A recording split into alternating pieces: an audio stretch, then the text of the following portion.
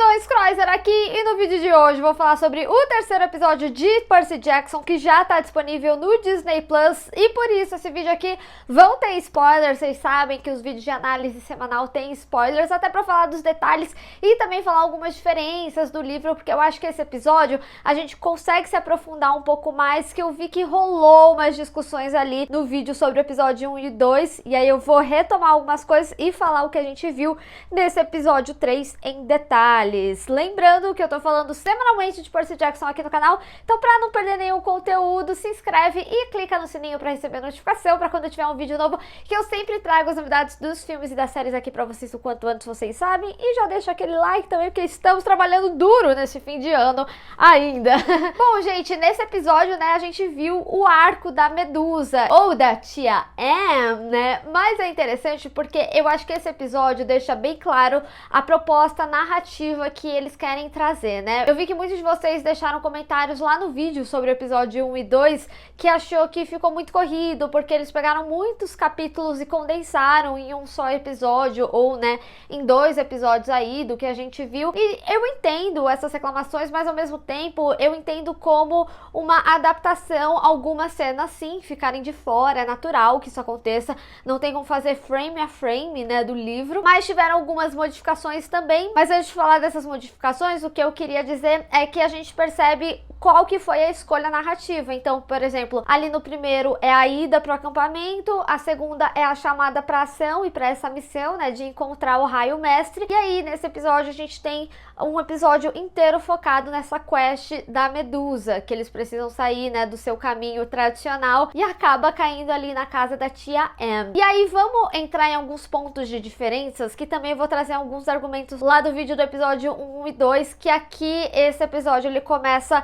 a trazer alguns destaques, né? A gente vê nesse episódio que a Oráculo fala pro Percy que ele seria atraído por alguém que diz ser seu amigo. E é interessante porque, ao mesmo tempo que é um episódio que firma quem são esses três, como que funciona a dinâmica do grupo, ainda assim é um episódio que traz possibilidades de quem pode ser o traidor. Quem lê os livros já sabe quem é, mas se a gente for ver, né, por exemplo, o próprio Percy questiona se o traidor poderia ser o Grover, porque teve toda aquela questão dele ter entregado ele ali na escola. Lembra que eu tinha comentado até da fã que tinha falado, pô, mas isso não é característica do Grover, mas como uma adaptação eles vão trocar algumas questões narrativas só pra dar um direcionamento, já que tem todo esse arco de traição, até porque a gente também tem que considerar, né, que nem todo mundo leu os livros, por isso que eu também não fico entrando em muitos detalhes, só quando eu acho que é pertinente falar com, eu vou falar com relação ao Gabe, ao cheiro, já vamos chegar lá. Mas aí a gente também vê nesse episódio a possibilidade de ser a Annabeth, que ela fala ali com a Lecto, que a Lecto tenta convencer ela de entregar o Percy e tudo mais, e ela acaba não entregando. Então, ao mesmo tempo que eles trazem essa narrativa de possibilidade deles serem traidores, ao mesmo tempo ali no final, quando eles abrem o jogo, né, falando o segredo de cada um, tipo, ele falando, não, me disseram que eu seria traído, e aí a gente vê a Annabeth também falando que a Lecto queria que ela entregasse o Percy, ou até mesmo, né, o Grover falando que ele não entregaria o Percy, até por toda a questão da talha. Eu achei muito legal que eles trouxeram o contexto da árvore, né, do porquê que aquela árvore é importante. Eu só não me recordo no episódio, mas é um contexto do livro, né, que ela era tão poderosa, né, porque eles ficam falando que os filhos dos semideuses, eles são tão poderosos que foi por isso que eles até combinaram de não ter mais filhos com mortais, né, que ela acabou criando essa barreira pro acampamento ser um local seguro ali, né? Eu não lembro se na série tem essa argumentação, eu sei que eles contam a história, mas eu realmente não lembro desse detalhe se chegou a entrar no diálogo. Mas a gente vê, né, que o Grover, ele tinha essa missão ali com ele, então por isso, pra ele tinha todo esse senso, né, de nervosismo ali com o Percy. Eu vi até um meme no Twitter do pessoal falando assim, eu não sei quem é meu pai, e todos os sinais, né, dele ali com a água e tudo mais.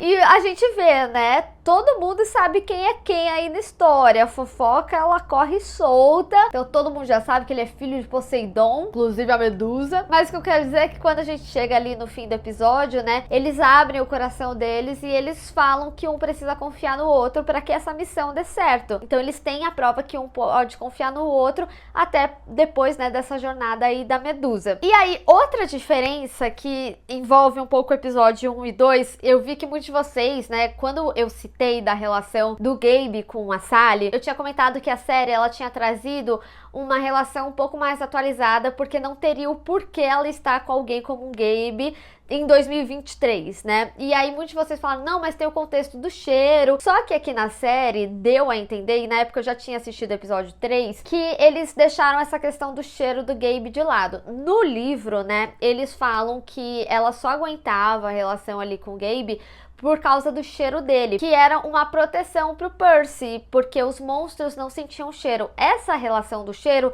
não veio no personagem, veio ali na cena do banheiro, do ônibus, quando a Annabeth fala que o Percy, ele precisa ficar ali no ônibus, porque eles estão perto do banheiro, e o banheiro é tão fedorento que eles não conseguiriam sentir o cheiro dele. Não sei exatamente por que eles tiveram essa troca de escolha narrativa, não sei se é algo que eles vão trazer mais à frente da série, essa relação do cheiro do Gabe, mas houve essa troca aqui. E falando em troca, uma troca que eu particularmente gostei de como foi feita na série, é o fato deles já saberem que a Medusa é a Medusa no momento que eles entram, porque lendo os livros, se eu não me engano, eles meio que só descobrem depois, então existe uma interação, e aqui eu achei interessante eles já saberem desde o início, porque eles evitam olhar diretamente, porque tem toda a questão, né, que ou você olha indiretamente, tipo através de um espelho, e aí você vê o reflexo, mas a gente já viu, por exemplo, em Harry Potter, né, que a Hermione também, ela tentava ver pelo espelho e ainda assim era petrificada, mas não tinha a ver com a Medusa, mas enfim, né, ou você vê indiretamente, tanto que tinha toda uma questão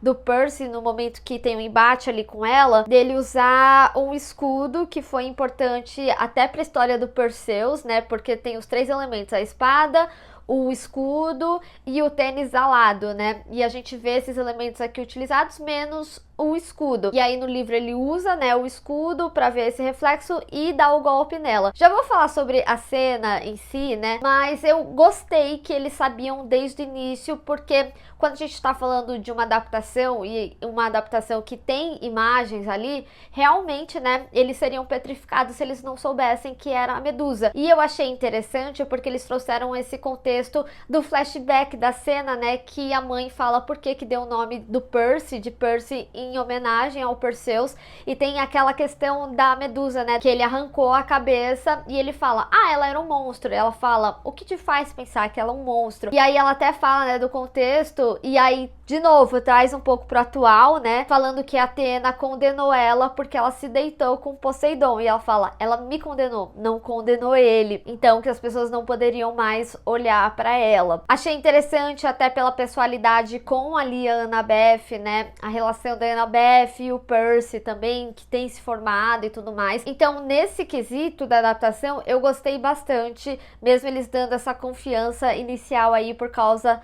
do Percy. No livro é um ar mais de inocência, né? Aqui tem o contexto da mãe, que eu achei legal, de como eles sempre vão puxando a mãe do Percy. Agora, uma coisa que eu não gostei muito foi como aconteceu o embate, né? Porque a gente vê, né, que o Luke, ele deu o tênis, que é acionado ali, falando Maia, e aí ele fica um tênis alado. Gostei dos efeitos, né? Que parece que são cadarços, assim, do tênis, achei bem bonito. Mas eu senti que faltou um pouquinho daquela passagem também do Percy falando, ah, você quer ter um elemento mágico? Porque ele já tem a caneta, né? E aí o Grover fica extremamente feliz. Mas enfim, a gente vê o Grover usando ali o tênis, né? Só que aí ele fica meio bobão. Eu sei que o Grover, ele é o alívio cômico, mas pro plano em si, né, não teve tanta emoção. Eu achei que ficou um negócio bem facilitado, mas eu gostei muito da cena depois, né, dele utilizando a cabeça da Medusa, também simbólico, né, do Perseus com a cabeça de Medusa e o Percy com a cabeça de Medusa, utilizando ali na Lecto depois. Mas eu também achei que faz mais sentido, por exemplo, eles irem pro sótão ali da casa, né,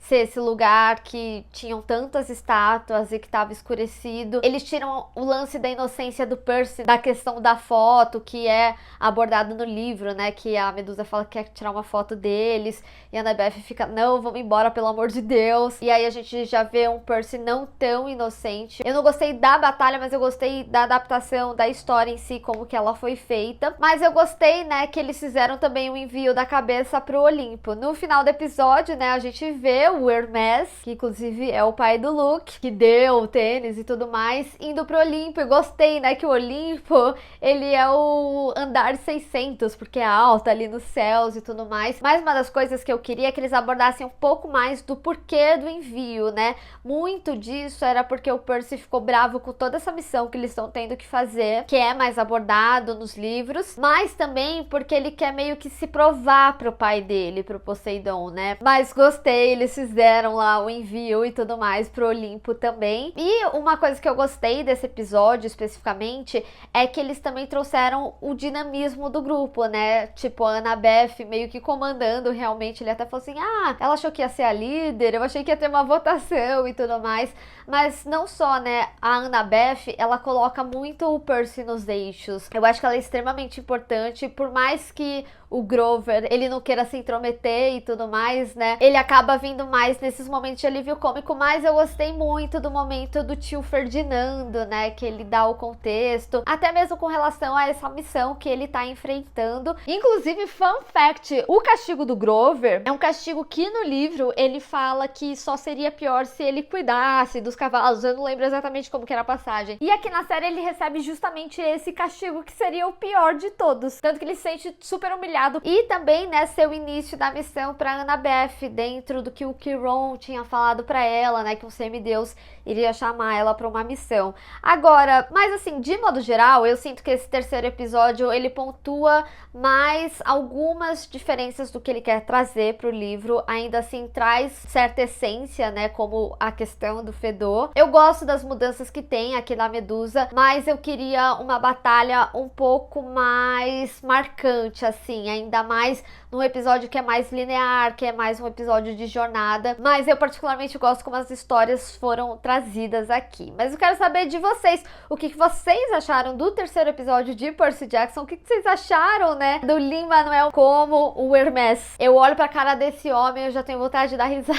Então eu tô curiosa de como vão abordar ele, qual que vai ser a personalidade dele aqui. Enfim, vamos discutir. Bem, pessoal, espero que vocês tenham gostado desse vídeo. Não esquece de deixar o seu gostei e compartilhar nas redes sociais, inclusive me segue lá, se inscreve no canal e clica no sininho para receber notificação para quando tiver um vídeo novo. Te vejo no próximo. Tchau!